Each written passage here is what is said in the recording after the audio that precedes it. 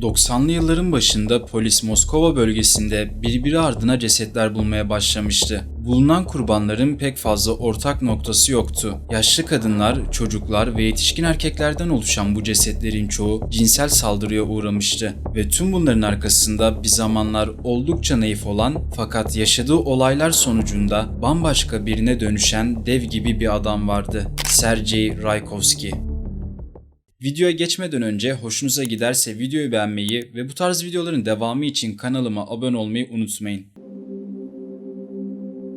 Sergey Raykovski 29 Aralık 1962'de Rusya'nın Balaşia şehrinde doğdu. Sergey yaşına göre oldukça iriydi ve 6 aylıkken bile neredeyse 11 kilo kadar ağırlığı vardı. Fakat sağlık durumu oldukça zayıftı ve bu yüzden sık sık hastalanırdı. Hatta sürekli soğuk algınlığına kapılan Sergey zatürre bile geçirmişti. Annesi oğlunun tüm bu hastalıklarından endişelenerek ona oldukça iyi davranmaya çalışıyordu. Ancak ailenin uğraştığı bir başka sorun daha vardı. Sergey 3 yaşına kadar konuşamamıştı. Bunun nedeni de daha sonra ortaya çıkacaktı. Sergey'nin doğum travmasına bağlı olarak bir beyin hasarı vardı. Yani Sergey'nin annesi doğum yaptığı sırada bebeğin çok büyük olduğu ortaya çıkmıştı. Fakat doktorlar sezaryen doğum yapmak istemedikleri için bunu göz ardı ettiler ve bunun neticesinde Sergey doğum travmasına maruz kalmıştı. Çocukken hayvanlara karşı oldukça nazik olan Sergey, papağanı öldüğünde ağladı çünkü başkalarıyla iletişim konusunda becerikli değildi. Bu yüzden hayvanlara sığınmıştı. Bunun yanında okula da hastalığından dolayı sürekli gidemiyordu. Okula gideceği zamansa annesi Sergey'nin elinden tutarak bizzat kendisi götürürdü. Hem annesinin bu aşırı korumacı davranışı hem de Sergey'nin aşırı uzun boylu olması sınıftaki arkadaşları tarafından sürekli zorbalığa uğramasına sebep oldu. Yine bugünlerden birinde Sergey yolda bir kedi yavrusuna rastlamıştı ve kediyi eve götürmek istedi. Ailesi Sergey'nin kediye olan düşkünlüğünü görünce bu durumu kabul ettiler. Fakat yavru kedi hastalanarak ölmüş ve bu olaydan sonra Sergey bir ay kendine gelememişti. Yıllar geçtikten sonra Sergey elektrikçi olmak için bir üniversiteye kaydoldu. Ve bu sırada yerel bir fabrikada bir yıl elektrikçi olarak çalışmaya başladı.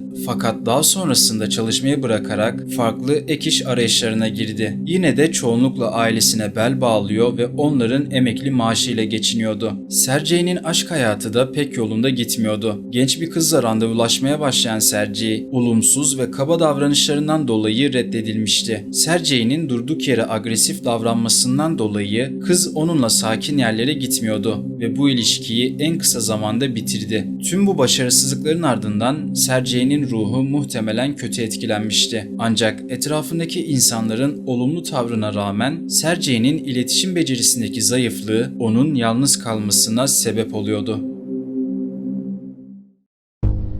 1982 yılında Sergey için karanlık başlıyordu. Yaşlı kadınlara ilgi duymaya başlayan Sergey, geceleri yalnız ve yaşlı kadınları takip etmeye başladı. Bu şekilde 10 kadına saldırdığı tespit edilen Sergey, son kurbanına saldırmak istediği sırada kadın attığı çığlıklarla ondan kurtulmayı başardı ve etraftaki kişiler Sergey'i yakalayarak polise teslim ettiler. 26 Kasım 1982 yılında işlediği suçlar yüzünden tutuklanan Sergey, tam 4 yıl hapis cezasına çarptırıldı. Fakat Rus hapishanelerinde cinsel saldırı suçundan cezaevine giren kişilerin hapiste tecavüze uğradığına dair bazı iddialar bulunmakta. Bu nedenden dolayı Sergey de içeride yaşadığı 4 yıl boyunca tacizlere ve aşağılanmalara maruz kaldı ve bu durum Sergey'nin içinde özellikle eşcinsel insanlara karşı çok büyük bir nefret oluşturdu. Onları yeryüzünden silmesi gerektiğine karar verdi. Böylece onların tekrardan normal birer insan olarak reenkarne olacaklarına inanıyordu. 3 Ocak 1988 yılında yine bir kadına saldırmayı denedi. Fakat kadın kurtulmayı başararak hayatta kaldı. Ancak ilk cinayeti birkaç ay sonra yani 19 Haziran 1988 yılında gerçekleşecekti.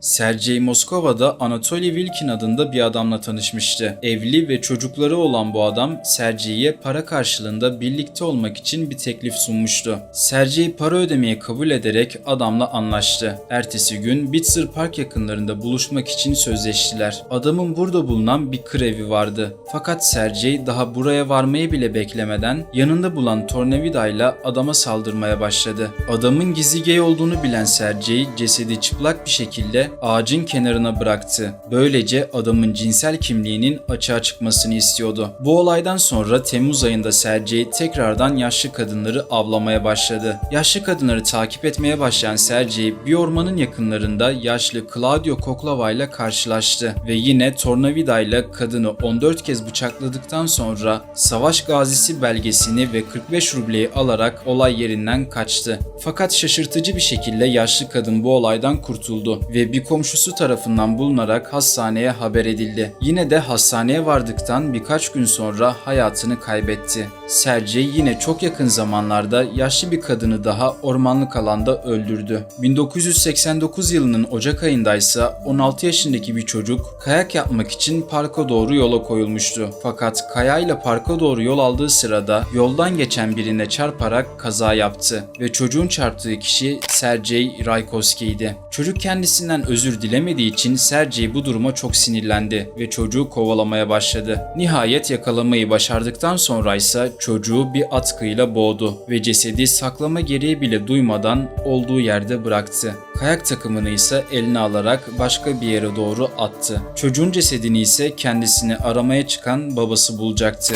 İşlenen bu cinayet dedektiflere ilk ciddi ipucunu verecekti. Polisler kayakların birinde Sergey'nin bulanık da olsa bir parmak izini buldular. Aynı zamanda olay yerindeki izlerden aradıkları kişinin uzun boylu bir adam olduğunu da anlamışlardı. Ancak yine de cinayetler birbirinden o kadar bağımsız bir şekilde işleniyordu ki Sergey'nin bulunması çok da kolay olmayacaktı. Yaşanan bu olaydan sonra Sergey 2 kere daha cinayet için girişimde bulunsa da ikisinde de başarısız oldu. İlk kurbanı yine yaşlı bir kadındı.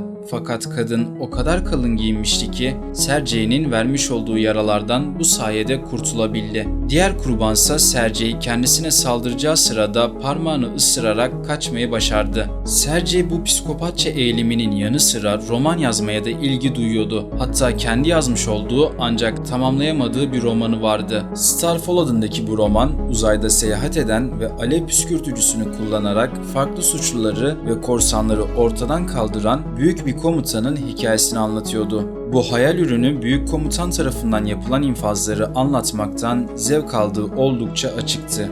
Romanın 3 versiyonu olmasına rağmen hiçbiri tamamlanmadı. Sergey'nin bunun yanında bir günlüğü de bulunmaktaydı. Günlükte kasabalar arasındaki mesafeler ve tren biletlerinin fiyatları yazıyordu. Bunun yanında kurban ettiği her kişi için kırmızı ve mavi tabutlar çizmişti. Başarısız geçen saldırılarından sonra ise 1990 yılının Temmuz ayında 45 yaşındaki bir kadının kafasını keserek cesedin yanına bıraktı. 1991 yılının Şubat ayında ise 48 yaşındaki Tatyana Norkin adındaki bir kadını da kurban listesine eklemişti. 1992'de tekrardan gay erkekleri aramaya çıkan Sergey, Moskova'da gay erkeklerin takıldığı bir parka gitti. Burada 60 yaşındaki Nikolay Belkin adındaki bir adamdan yakınlaşma teklifi almıştı. Birlikte parkın içindeki sessiz bir yere gittiler ve Sergey kurbanlarına bir yenisini daha eklemişti. Sergey genel olarak yanında işleyeceği cinayetler için bazı aletler bulundursa da işlediği cinayetlerin olay yeri o kadar kaotik gözüküyordu ki olayı çözümlemek çok zordu. Bütün cinayetlerini vahşice işliyordu ve kurbanlarını paramparça etmekten hoşlanıyor gibiydi. Aynı zamanda cinayet aletleri de çoğu zaman doğaçlama bir şekilde seçilmişti ve genelde kurbanlarına ait eşyaları kullanmayı tercih ediyordu. Bir sonraki cinayet yaklaşık bir ay sonra yine aynı yerde hemen hemen benzer koşullarda işlenmişti. Bu seferki kurbansa 38 yaşındaki Oleg Boldin adındaki bir adamdı. Bu iki olayda da olay yerindeki izleri karşılaştıran polisler Sergey'nin DNA'sına ilk defa bu şekilde ulaştılar. Çünkü iki olayda da Sergey'e ait sperm izlerine rastlanmıştı ve dedektifler bu örnekleri karşılaştırdığı zaman iki olayda da aynı kişinin bulunduğunu anladılar. Aslında polislerin cinayetler hakkında seri katil gibi bir şüpheleri yoktu. Çünkü daha önce de dediğim gibi bütün cinayetler birbirinden bağımsız gözüküyordu. Hatta bu nedenden dolayı 15 farklı ceza davası bile açılmıştı. Sergey sonraki iki girişiminde neyse ki başarısız oldu. 1993 yılının Ocak ayında ise yine bir ormanda 73 yaşındaki Boris Osipov adındaki yaşlı bir adamla karşılaştı. Adam elindeki baltayla kendini savunmaya çalışsa da Sergey adamın elindeki baltayı alarak kurbanını orada paramparça etti. Sergey cinayetleri işlediği yerlere her zaman ilgi duyuyordu ve bu nedenden dolayı olay yerlerini tekrardan ziyaret ediyordu. Bu olaydan sonra da olay yerini ziyarete giden Sergey, cesedin hala orada olduğunu görünce tekrardan parçalamaya devam etti. Aslında bunu neden yaptığını bilmiyordu. Çünkü cesedi saklamak ve yok etmek gibi bir gayesi yoktu. Cesedi yine olduğu yerde öylece bırakacaktı. 1993 yılında dedektifler Sergey'nin başarısız olduğu saldırı girişimlerinden kurtulan bir kadından katilin eşkalini alarak detaylı bir robot resim çizdirmeyi başardılar. Polisler bu robot resimlerle birlikte tren istasyonlarında ve ormanlarda devreye geziyorlardı. 1993 yılının Mart ayında Sergey Olgoşuyka adındaki bir kadını otobüs durağından evine yürüdüğü sırada takip etmeye başladı. Kadın kırlara doğru yaklaştığı sırada saldırarak terk edilmiş bir ahıra doğru kadını sürüklemişti. Burada kadına çeşitli işkenceler ederek listesine bir kurban daha eklemiş oldu. Olay yerini keşfeden polisler bölgeyi tararken terk edilmiş bir başka ahır daha bulmuşlardı. Ahırın içinde ise asılı duran bir ip bulunmaktaydı. Polisler bu ipin katilin bir sonraki kurbanı için hazırlamış olabileceğinden şüphelenerek burada pusu kurmaya karar verdiler. Sergey'nin bir sonraki kurbanı 13 yaşındaki bir çocuk olacaktı. Moskova'nın banliyösündeki bir trenden ayrılırken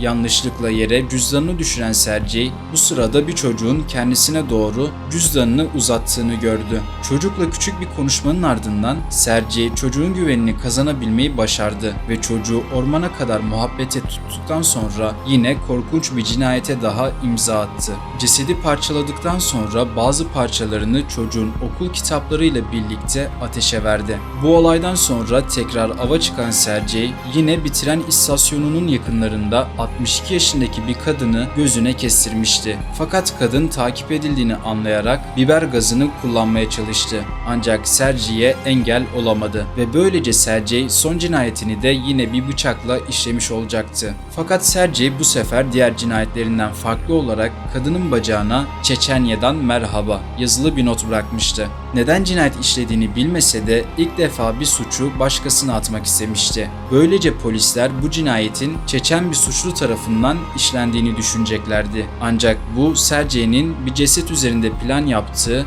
ilk ve son gün olacaktı.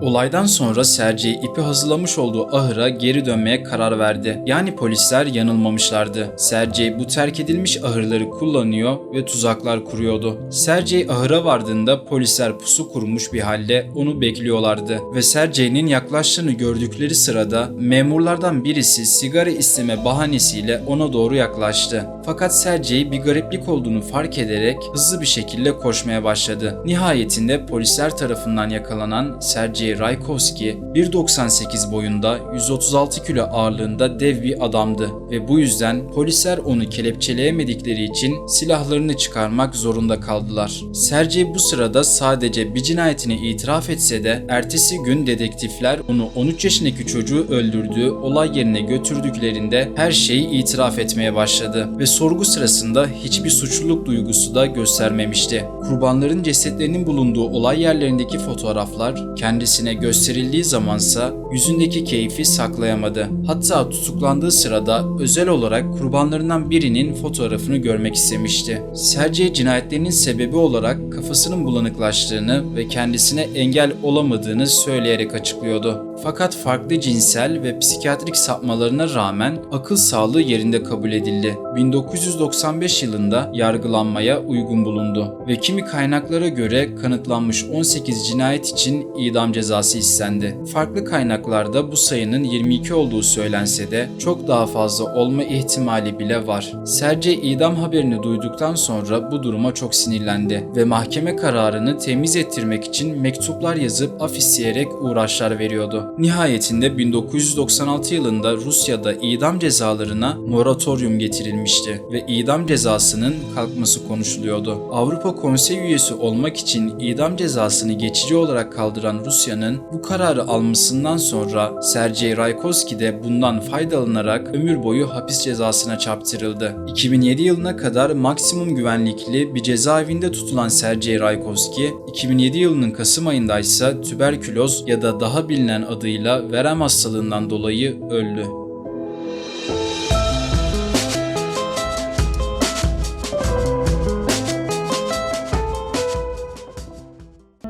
Videoyu izlediğiniz için teşekkür ederim. Bu tarz videoların devamı için kanalıma abone olmayı unutmayın. Sonraki videolarda ve hikayelerde görüşmek üzere. Kendinize iyi bakın.